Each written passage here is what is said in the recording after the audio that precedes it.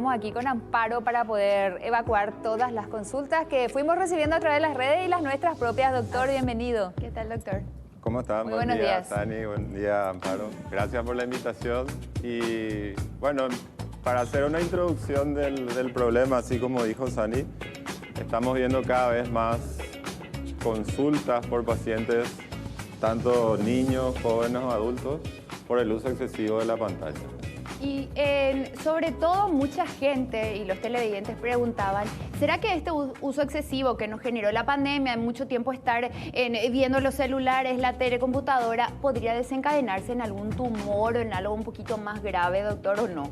Bueno, la verdad que desde el punto de vista de la evidencia científica no existe una relación directa entre un problema a largo plazo en lo que es la función visual y el uso de pantalla. Lo que sí vemos, y eso tiene una explicación, es que los pacientes, para poder leer en un dispositivo de pantalla por la cercanía, deben hacer un esfuerzo mucho mayor y ese esfuerzo se mantiene durante muchas horas en el horario laboral y entonces ahí empiezan los síntomas.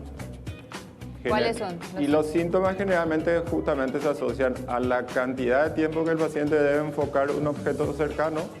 Entonces el ojo enfoca y desenfoca muchas veces y eso generalmente termina causando dolor de cabeza, visión borrosa, visión doble.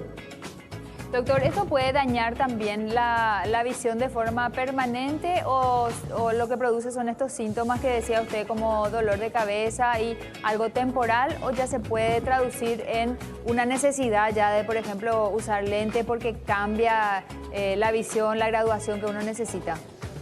Y en general son molestias relacionadas temporalmente al uso, ¿verdad? Y como les dije, son las molestias del tipo dolor ocular, visión borrosa y las otras que se asocian al ojo seco. No es permanente el daño. No. Y jaquecas puede empezar a darnos y estas se pueden curar. Generalmente la gente cuando tiene jaqueca ya la tiene de forma permanente. Claro, hay que descartar que la vista no sea el desencadenante o la causa. Por lo tanto, lo que recomendamos es una consulta con el oftalmólogo, descartar que no haya un problema visual y después entonces buscar otras causas de jaqueca. Doctor, cuando uno tiene una jaqueca por problemas visuales, eso cuando uno va al oftalmólogo, le medica, o hay gente que directamente lo que hace es cerrar los ojos por un buen rato y después le pasa. Si uno deja de tener ese estímulo dañino, entonces ya pueden pasarle los síntomas o puede ser ya recurrente, como dice Amparo, que se convierta en una jaqueca que va a aparecer otra vez incluso sin el estímulo. Claro, y la mayor parte de las veces los pacientes asocian a la actividad visual, entonces podemos tener ese estímulo como el causante, que es generalmente al final del día, las ganas de cerrar los ojos es por el ojo seco y una serie de otros síntomas asociados. Si el paciente presenta jaqueca ya al iniciar el día y si tiene otros síntomas como náuseas, vómitos, entonces ya tendríamos que consultar con otro profesional. Doctor, justamente el día de ayer cuando tocábamos también este tema, yo traje a colación a mi hija. Ella que tiene astigmatismo, hipermetropía, constantemente ahora me está diciendo, mami, se me seca el ojo. Y yo le pongo las lágrimas artificiales porque me pide desesperadamente. Eso podría ser dañino, ponerle como muchas veces, uno tiene que siempre asesorarse antes. Y si las lágrimas artificiales, digamos, tradicionales, se utilizarían hasta 4 veces al día. Tradicionales porque tienen otro fármaco asociado que es el conservante. Para pacientes que requieren un número de instilación mayor a 4, se recomiendan las lágrimas, pero sin conservante. Entonces, no tenemos el efecto secundario del conservante, que otra vez puede ser irritativo. ¿Y cómo eso podemos determinar si tiene o no el conservante? ¿Solamente con la receta médica? ¿En la farmacia te pueden decir, si vos le decís, quiero lágrimas artificiales? Lo ideal es que el médico recete específicamente, porque hay un sinfín de lágrimas y un sinfín de componentes. Entonces, en las farmacias muchas veces, que yo entiendo, le recetan, en realidad le dan lo que es un poco más barato, etc. Y no necesariamente va a satisfacer su necesidad. Siempre es mejor entonces ir a consultar para evitar justamente, hasta inclusive poner algo que de alguna manera no te resuelva el problema. Doctor, la manzanilla, nos pregunta aquí nuestro chef, el español Dani. ¿Es típico en España usar manzanilla cuando hay algún problemita de ojo, también en los bebés? ¿Eso es recomendable?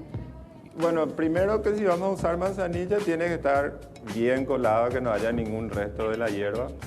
Y tiene propiedades descongestivas, eso es categórico, ¿verdad? Es como un fármaco. ¿Pero dentro del ojo incluso o alrededor? No. Es mejor que sea alrededor del ojo, también se pueden hacer gotas, pero como un mecanismo, como una medida temporal, ¿verdad? Porque después sí o sí hay que consultar con el oftalmólogo. Pero sí tiene propiedades desinflamantes. Doctor, y por ejemplo esos lentes que dicen que es contra los rayos, no sé qué tipo de rayos emite, por ejemplo, la computadora, ahora que los niños están tantas horas frente a la pantalla y los adultos también que cada vez más trabajan a través de las computadoras, ¿esos son beneficiosos? ¿Qué tipo de cristales se necesitan?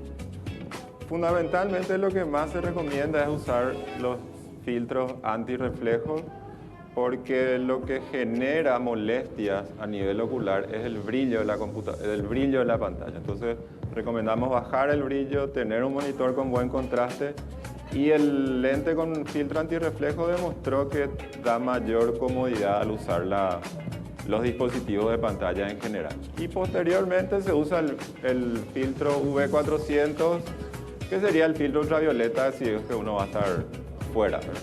Perfecto. Y por último también siempre es bueno sería poner el descanso visual en los celulares cada tanto después de ciertos minutos de uso automáticamente. Eso creo que de alguna manera ayudaría, doctor. Sí, hay una regla que no sé si será tan fácil de cumplir entre los que trabajan en esto, pero es cada 20 minutos descansar 20 segundos y mirar un objeto a 6 metros, que serían 20 pies. Qué bueno sería eso también para las clases virtuales, ¿verdad? Que los profesores descansar. tengan en cuenta entonces al grupo escolar que está allí a través de la clase virtual, cada 20 minutos se le dice, chicos, ahora hacemos una pausa de 20 segundos, miren a otro lado. Entonces ahí, y después continúan otra vez. Hoy le voy a escribir a la profesora sugiriendo. Y otra cosa que lo que sí está demostrado, que se ve mucho en los países del sudeste asiático, es que la menor cantidad de horas al aire libre, porque los niños están todo el tiempo con la computadora, y no es la computadora en sí, sino que no estén al aire libre,